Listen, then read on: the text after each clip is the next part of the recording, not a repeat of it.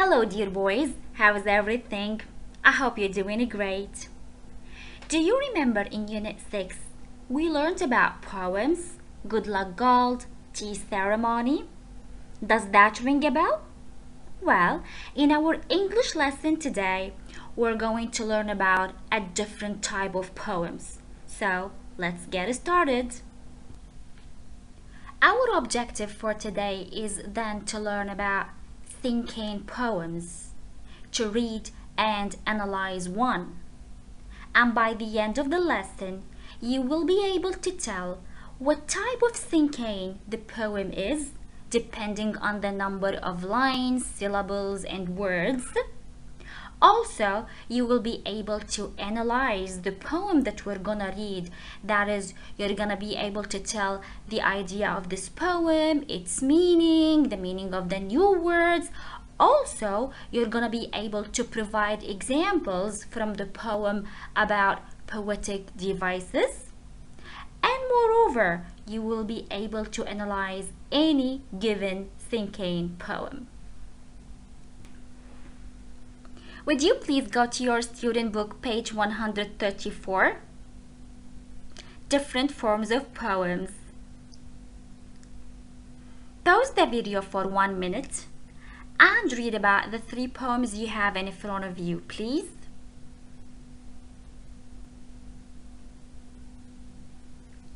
I want you also to remember the poems I talked about in Unit 6. Tea ceremony, good luck gold. Can you see that poetry has many different forms and that it can be written in so many different ways? But how can you tell which form of poem you're reading? Well, that's so simple. You have 3 different poems in front of you: haiku, tanka, and cinquain. Do you know that you can tell the type of each poem even if you don't understand the poem completely? Because simply you need only to know the number of lines each poem has and the number of syllables in each line. Of course, you know how to count lines. And how about syllables? Well, you learned that in your previous English lesson. Awesome! So let's see how we can learn about cinquain using this information. So as I just said, some poems have certain forms based on the number of lines they have and the syllables they have in each line. So what form does a cinquain poem have? Let's count the lines. 1, 2, 3, 4, 5 lines. How about the syllables? Look up.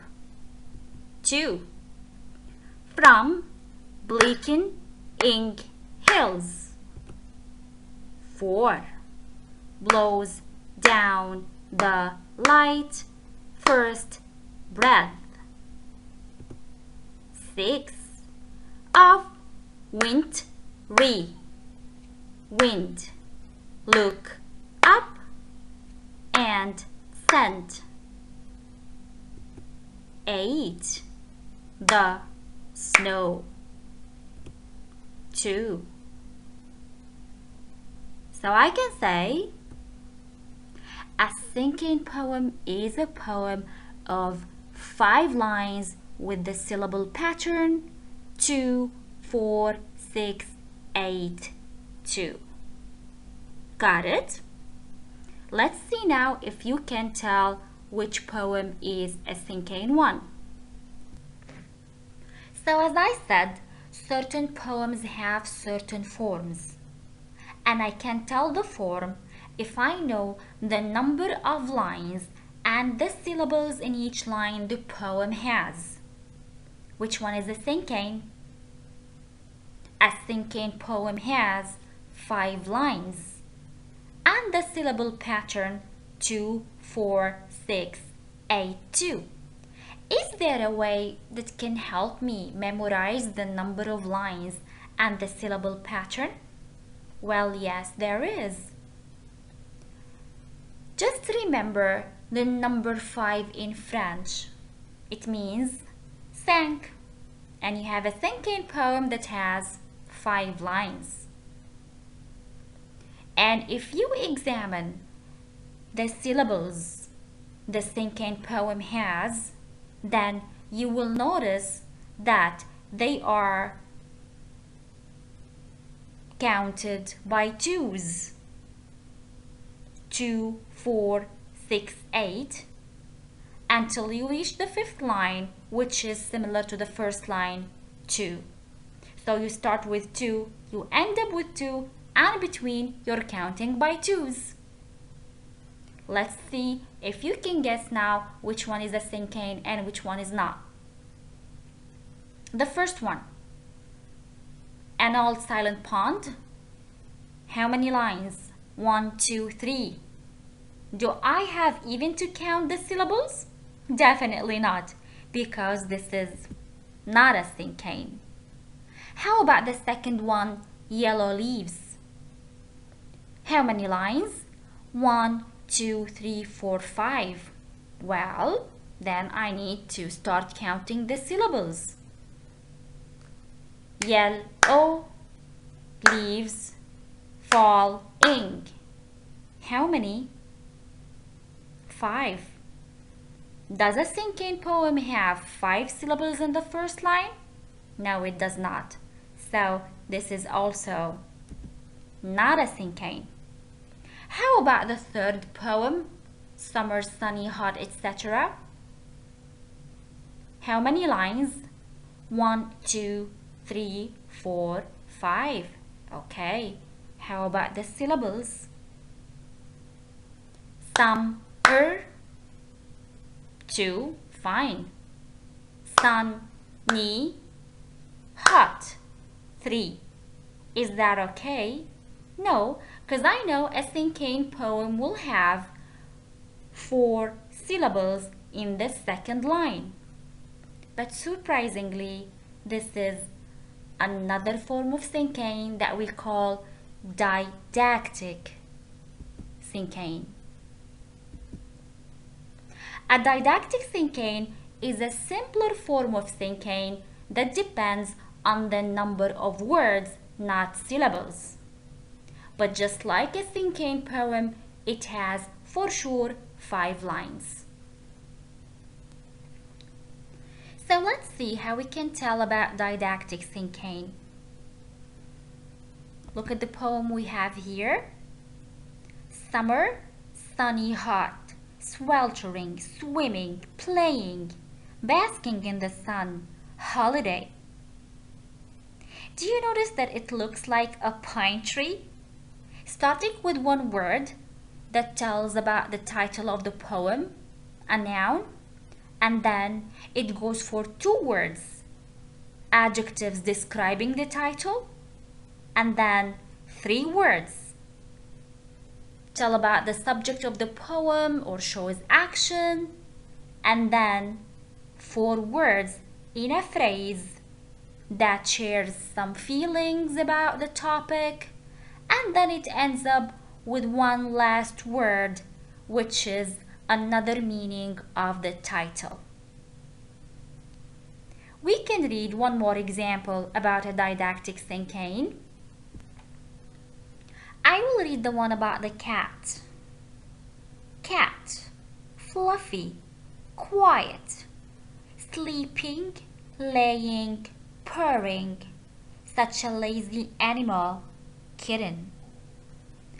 I want you please to read on your own the ones about the unicorn and rain, so that you will be able to distinguish didactic cinquain poems more. Poem analysis. What is poem analysis? Well, that is to analyze the poem. That is to talk about its form, its content, the meaning, the poet, and the poetic devices. What are poetic devices? Do we even know them? Yes, we do. We learn them as figurative language. Let me remind you of some of the poetic devices we know. When you say, Jack is racing like a frightened rabbit. The baby is as sweet as honey. You're comparing two things using the words like or as. This is what we call, yes, a simile. But when we compare two things, saying that one thing is like another thing without using like or as, then this is what we call a metaphor. He has the heart of a lion. You are the sunshine of my life. Do you remember it now? Okay, let's move to another poetic device we know. Why not waste a wild weekend at Westmore Water Park? The repetition of the same sound in the beginning of nearby words. This is what we call, yes, alliteration. Mouse house, hat bat, spoon moon. What do we call these words? We call them rhyming words. And now we're going to add a new poetic device to the poetic devices we have already revised. It is called personification. What is personification? Let's read the examples together. The trees danced back and forth in the wind. Trees danced. Can the trees dance? It was time to go home, but the bell refused to ring. Bell refused. Can the bell talk to refuse? The angry sky threw lightning around. Angry sky? Can the sky yell or shout or frown to sound angry? Does it even have hands to throw the lightning around? The gentle moon smiled at us. Gentle moon? Is the moon a man to be called gentle? Does the moon have a mouth to smile? Well, dancing, refusing, throwing, smiling, being angry or gentle, all of these things can be done by human beings. The tree can't dance, the bell can't refuse, the sky can't be angry or throw things, the moon cannot be doing things to be called gentle, it cannot smile, but still you can use these words and give human qualities and human characteristics to these things, and you can imagine them in your mind. This is what we call personification. So personification is when you give human qualities and human characteristics to an object, animal, or idea. You make them behave like human beings. Is it clear now? I hope so. And now let's apply what we have learned and analyze our poem Snow. Same page in our student book, 134. But first, let's read the poem together. Snow. Look up. From bleakening hills blows down the light, first a breath of wintry wind. Look up and send the snow. Who is the poet? Adelaide Gillespie, true. She's very famous for her cinquain poems. You can Google them and read as many as you want. This is a cinquain poem, of course. How do we know? 5 lines, and the syllable pattern is 2, 4, 6, 8, 2. Great. Now let's move to explain difficult words. Bleakening. Bleakening means becoming cold and severe. Another word.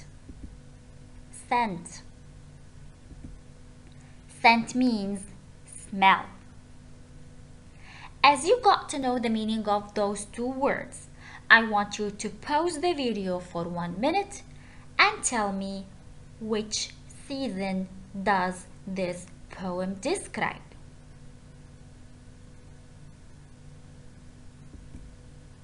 True, it describes the winter season. Cold hills, winter wind blowing, and the snow. So when you read this poem, the image that is created in your mind is about the winter season. How about the poetic devices? Wintry wind, w, same sound, beginning of neighboring words. Yes, that is alliteration. Breath of wintry wind. Does the wind have a breath? No. So that is personification. Great. Now, can you analyze a poem? I'm pretty sure you can. That was our lesson for today. I hope you enjoyed it. And now, as we are ticking the checklist in the self-assessment part, let's wrap up our lesson together. I can tell the number of lines and syllables a cinquain poem has. Sure, it has 5 lines and the syllable pattern 2, 4, 6, 8, 2. How about the didactic cinquain? A didactic cinquain poem has 5 lines, but it follows the pattern of the words as 1, 2, 3, 4, 1. How about the poetic device personification? Can you tell what is personification? Yes, for sure. Personification is when we give human qualities to non-humans. An example: the meal is calling my name. How about the poem that we read, Snow? Can you analyze it in all of the aspects, talking about the type, the meaning of the words, and the meaning of the poem in general, and provide examples about poetic devices? I'm pretty sure you can. Okay, you did a great job. So please, to keep your job great, I want you to go and take your online cinquain poems exit sheet. Best of luck. See you soon. Take care.